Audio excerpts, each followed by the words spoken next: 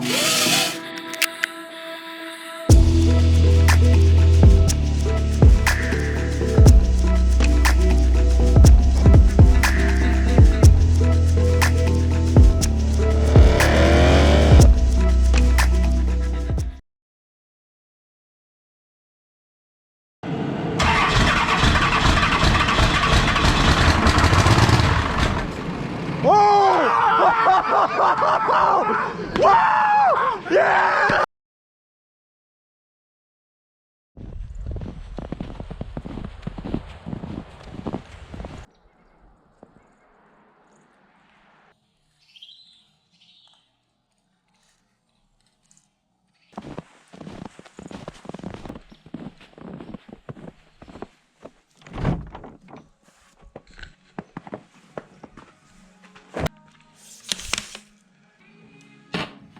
Oh!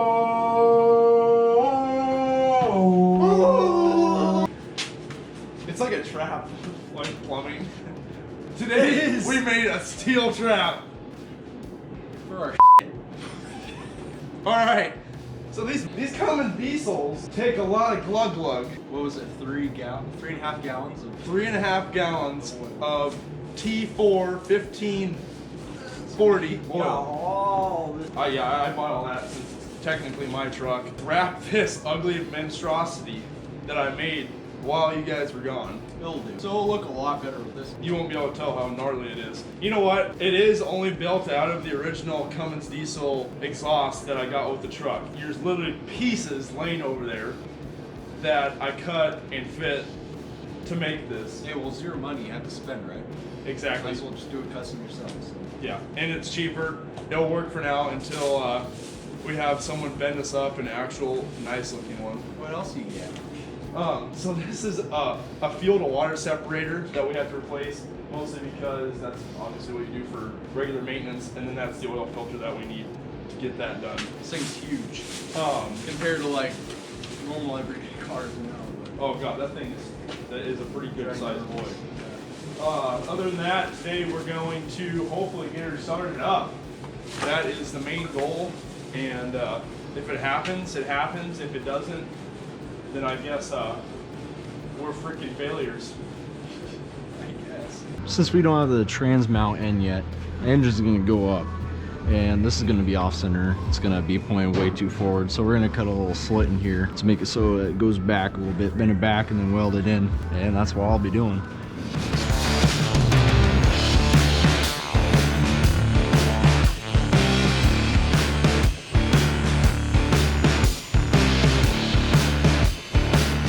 Alright, so now that we cut this thing, let's bend it and then weld it, and then hopefully it'll look good once in there as the hood stack, and we'll be all set. Sean got that transmission mount all done. It's up in there. I think he recorded a little bit of that. It's not too interesting stuff that we're doing right now. I wonder if I can even bend this. It's coming. Honestly, bend a little bit more. Nah, it can't.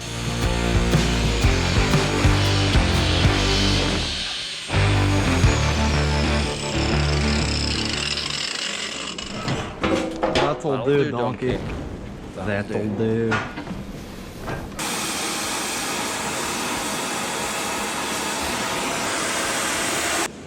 There you go. Look at that. Time to put this exhaust back on. And Sean's flying. Hopefully it works better. Hey, I got stalactite!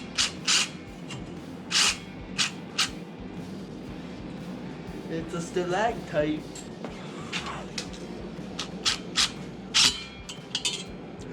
Well, actually, it's perfect. Guy O'Reilly said we have to dip this in water, but I didn't use water at all. I think it might have made his experience a little bit better, but we just sent it and it looks fine. There's something called a DDDT locking tie, and we didn't know those were things, so we had to go buy those. But for now, I just have This one holding this side, which should be fine since it's all the way overlapped right now, but this side, I have it being held on until we get those locking ties. And what I'm gonna do is, this is the Cummins diesel mount from a stock 92 Dodge pickup, and this is our cross member from our 73 Ford pickup. What I'm gonna do is I'm gonna section this, so I'm gonna cut it pretty much right here and there, and then I'm gonna follow those lines all the way down, all the way over. I'm gonna do the same with the other side. And then when we get that sectioned off, what I'm gonna do is we're gonna cut this in the same spot, and we're just gonna actually just put this, weld it right to that cross member. Yeah, it's not the most beautiful way of doing it, but we're gonna make it work because this is kind of a budget build for now until we wanna come back through and redo it. Get it on the road, don't get it right.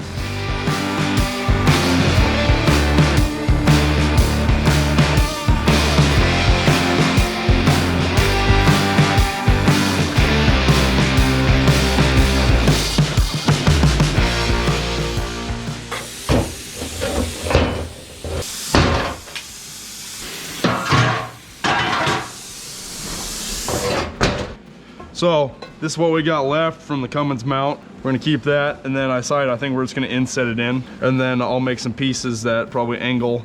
That way we can have some stability, keep it nice and stable. Clean up this end so that we get good ground. Man, that thing is wore out, you hear it? Porta-K ball junk.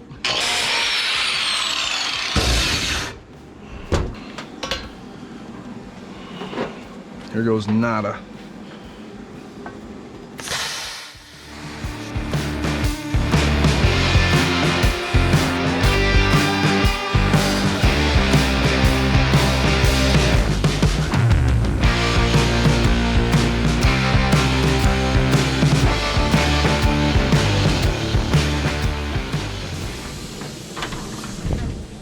No one told me it was break time.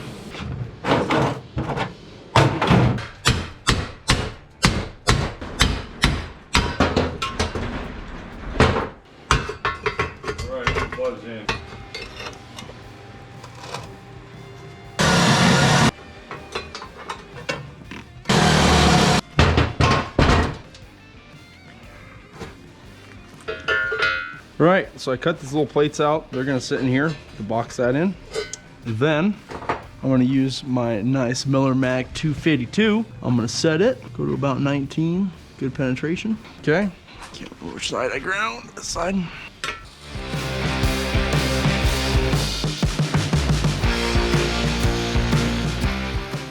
This transmission mount is about finished up. Some interesting ingenuity right here. We get that high enough. So as you can see, it's all boxed in, welded down, and the way it mounts. So those two mounting bolts on the bottom of that. Alex took off the oil filter, as you can see, and we drained the oil out of it. No, that's not how much we already filled it up once and recycled it. So right now I just got done drilling one side of the frame for the transmission mount. Alex is being generous and finishing out this side. What I'm gonna do now is I'm gonna go and cut the oil filter open and see if there's any interesting material in the pins. So the filter is over here, which I already cut, not thinking about filming it. So what we're gonna do is we're gonna look at it, we're gonna pull it straight out. We're not gonna put it on there. We're gonna look at the fins of this, and we're gonna open up all the fins and make sure there's no bearing material or nothing really metallic in it. And as far as I can tell, pretty decent. Looks like they didn't change the oil in this rig for a long freaking time, which is worrisome. There's some dirt, just nasty stuff, just the regular stuff like you would see. So I'm not really too worried about it. That was my main concern though, because make sure the bearings were good in the engine. So, and it looks like we're pretty good. So basically you want your engine to have primary oil before it starts. So we're gonna pour a little bit of oil in this filter and then also put it on the O-ring. it's so thick. It's like No, Cooking it's not, oil. It's not cooking oil. Everybody, make I don't even know sure what to compare it to. make sure you fry your eggs and batter up your cookies with Rotella T4. I hear it's better than Crisco. This is what you're gonna need if you ever want to do an exhaust wrap. It's basically just metal zip ties.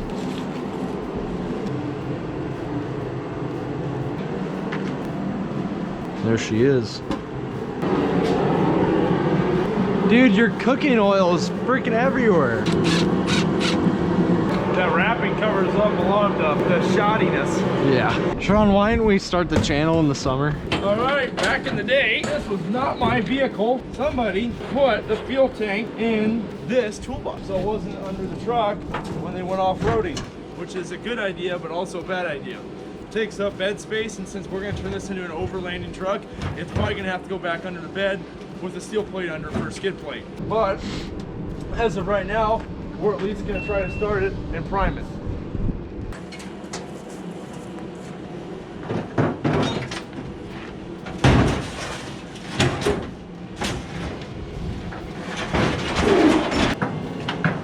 Just like that.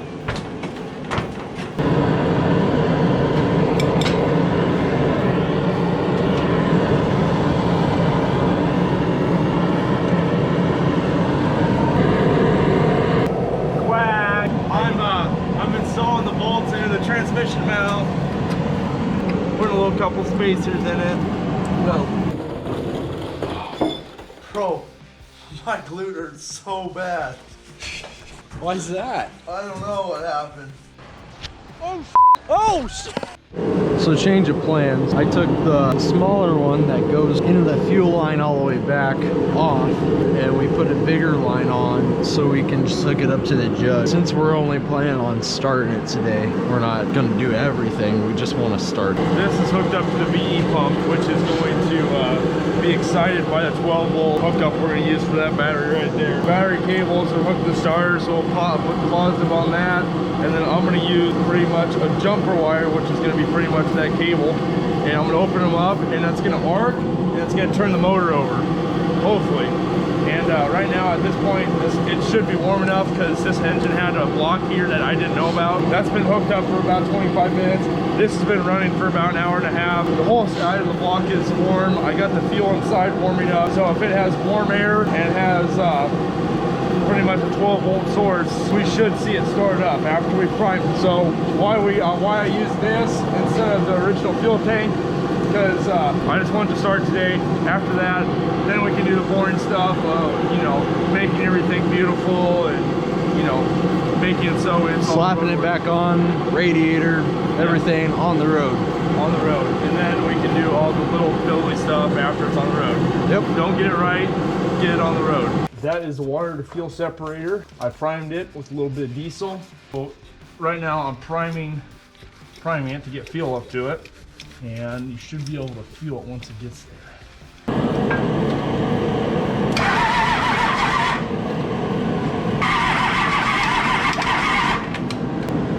Come on, honey. Whoa. You got this. Oh. Oh.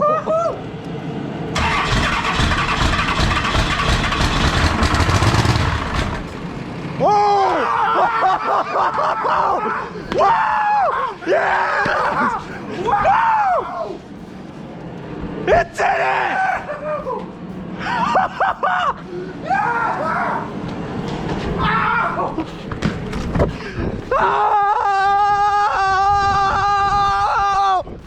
Just move!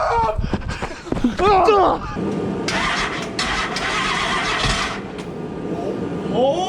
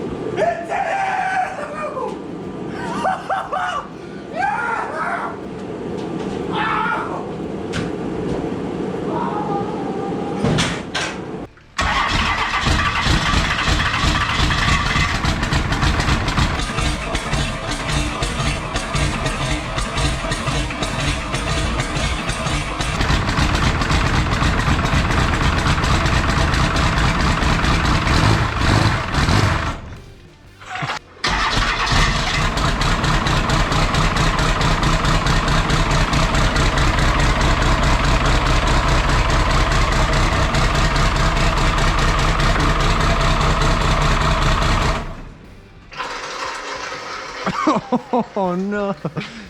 The tranny's just leaking. Well,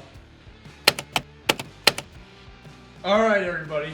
As you've seen, this sucker runs, and it not only runs, it idles, and it runs real nice. I mean, it's what, 15 degrees right now, Yeah. and we got to start up and idle, which is actually a big, crazy. huge bout for any diesel. Yeah. So what all you gotta do to get these just started up and running, you just need fuel. That is it. It will run itself. So what I did is I put a 12-volt exciter wire on the VE pump where you need to have it on the solenoid, and then I put a fuel line pretty much just in a gas can for now, or diesel can for now, and then ran a return line back. Yeah, that's not the best way to do it right off the bat, but that's how we did it, and it worked obviously. We just wanted to get it to start. All we wanted to show you guys today is that this sucker runs and that it will work. So all we got left on this is pretty much we're just buttoning everything down. Off camera, I'm gonna put the transmission cooler lines on. That's why it puked radiator. That's why it puked transmission fluid. Yeah. Anyway, that's why I puked transmission fluid everywhere. Then, pretty much, we'll have that in there. The drive line's being made right now. We can throw the front clip back on. We can start the wiring. I'm gonna wire up the Ford harness as much as I can to the diesel harness. Then, just run new fuel lines back to our tank. I gotta run a return line into the tank, so I'm gonna have to bore a hole in that and put a little dealio thingamabobber on it. And Probably have to buy another battery. yeah, we gotta buy another battery because that little guy right there, it needed the power from the battery charger to keep it pretty much in line with this big old boy. Yeah, off camera Sean had to go buy a new I had to go buy this Group 27. Group 27 battery, and we gotta go buy another Group 27 battery later. After that, pretty much on camera, you'll see this driving on the road. That will be part 5, is us taking it for the first test drive, throwing the front clip on, and going for a little shakedown run. No, we're not gonna do it when it's 15 degrees. We're gonna have to wait till it's a 40-degree day. So it might be a little wet till part 15, but Till part 5. I don't even know what my first name is anymore. I don't know. We'll figure out something to show you guys, but it'll be a little bit. You might see some wagon footage.